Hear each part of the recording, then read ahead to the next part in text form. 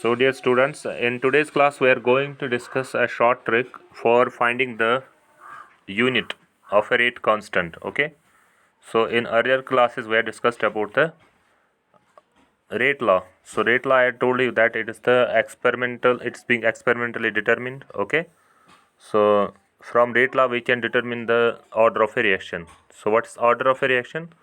It is the sum of powers of concentration terms raised to the concentration terms in the experimentally determined rate law. Okay, so for example, if we have a zero order reaction is that reaction where the rate of reaction is independent of the concentration of reactants.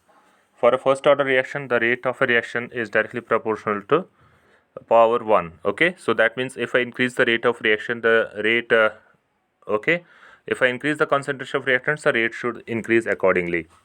For second order reaction, the rate increases as square of the concentrations. Okay, so there can be order 0 means that rate does not increase or decrease with change in concentration of the reactants. Okay, so what's the unit of rate constant? So rate constant for different order of reactions can be determined as, so there's a short formula I have mentioned here.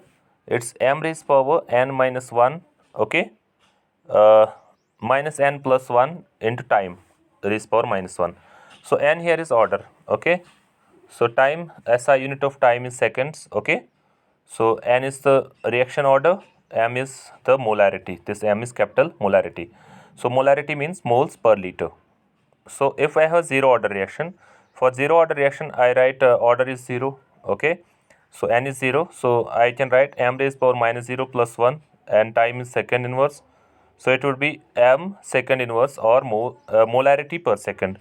If you want to expand it, you can write it as moles per liter per second. Okay, for m.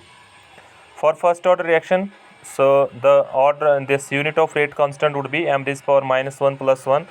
So minus 1 plus 1 means 0. So anything raised power 0 is 1. So it's second inverse. Okay. So for second order reaction, I write it as m raised power minus 2 plus 1. So second inverse. So it is m minus 1 second inverse. So it's inverse of, it's molarity inverse second inverse. So that means moles per mole per liter per second.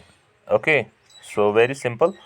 For third order reaction, n is 3 and I can write it as m minus 3 plus 1 second inverse. Okay, or m minus 2 second inverse.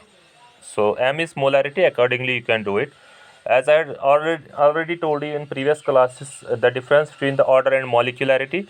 The molecularity is the total number of molecules participating in a reaction. Okay, whereas order is actually the sum of powers of the experimental rate law, powers of concentration terms of obtained from experimental rate law. Okay, so for some reactions the order and molecularity can be same. If that is same, then we call them as elementary reactions. If the order and molecularity is not same, we call these reactions as complex, and such complex reactions are to be believed to proceed via one or two steps. Okay, so one of the steps would be very fast, another step would be very slow.